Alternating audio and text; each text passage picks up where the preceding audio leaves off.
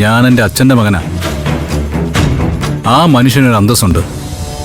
അതിന് കളങ്കം ചേർത്തുന്ന ഒന്നും ഞാൻ ചെയ്യില്ല. അതുകൊണ്ട് അമ്മയ്ക്ക് ആ പേടി വേണ്ട.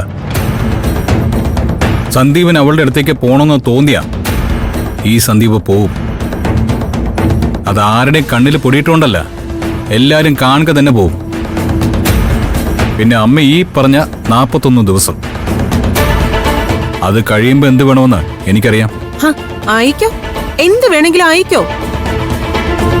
പക്ഷെ ഈ വീട്ടില് ഞാൻ തീരുമാനിക്കുന്നതേ നടക്കൂ. പറഞ്ഞേക്കാം.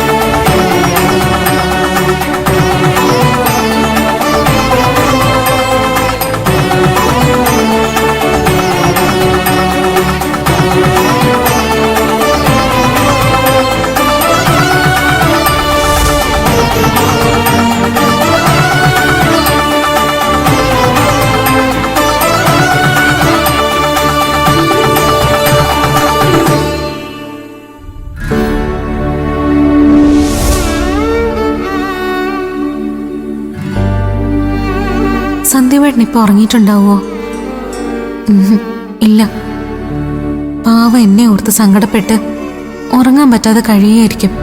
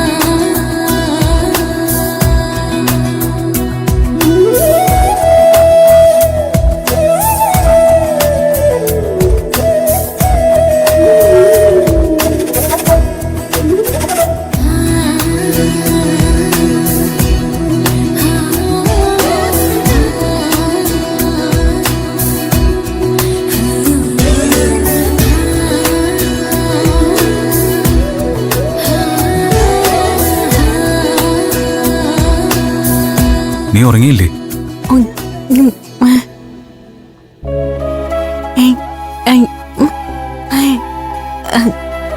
എന്റെ കാര്യോ? അതെന്താ ഇത്ര ആലോചിക്കാൻ?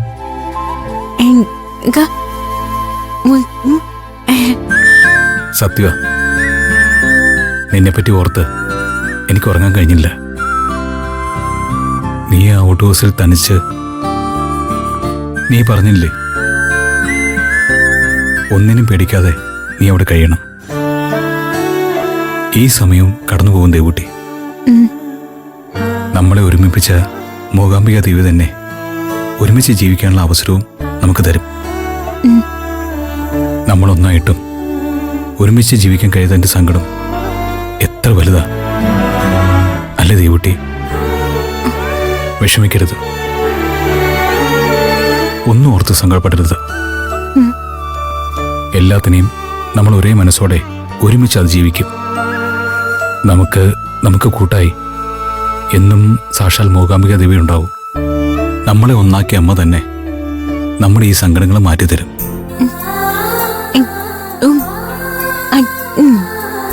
നിന്റെ പ്രാർത്ഥന കേൾക്കാതിരിക്കാൻ മൂകാംബിക അമ്മയ്ക്ക് കഴിയൂ ദേവുട്ടി?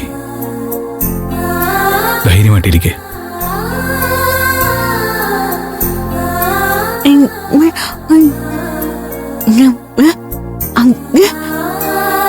നീ ഔട്ട് ഹൗസിൽ കയറി വാതിലടച്ചു കഴിഞ്ഞാ ഞാൻ കിടന്നോളാം.